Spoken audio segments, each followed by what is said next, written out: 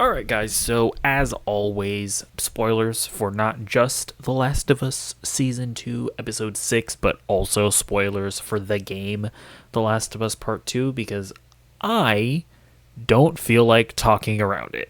We got a flashback with Joel and Tommy. This was a pretty interesting surprise. I never thought we would actually see something like this in the game or the show.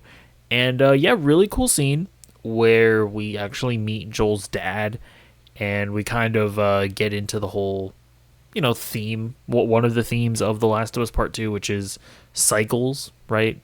The game is about the cycle of revenge. Here we see almost like a cycle of shitty parenting, or at the very least, like flawed parenting. Or that's the thing about this scene that I thought makes it kind of unique from a lot of scenes like it, where we often see a tragic backstory and the kid is getting beaten by his dad. And that's part of the reason why they're like a asshole when they grow up. But I kind of like that in this scene we actually get Joel confronting his dad, and we actually see his dad like have an actual conversation with him about it and reflect on why he chooses to beat his kids. And like by the end of it, he doesn't beat Tommy.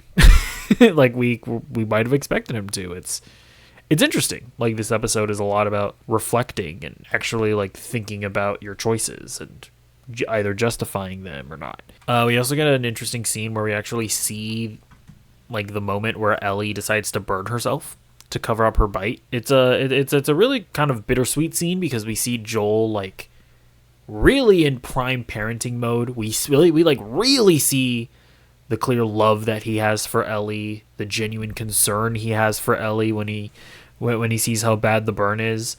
But I also like how later on in the cake scene, I don't have a picture of it, but when he brings out the cake, I like that he's like, I understand why you did it, because yeah, that would suck having to wear long sleeve shirts every day.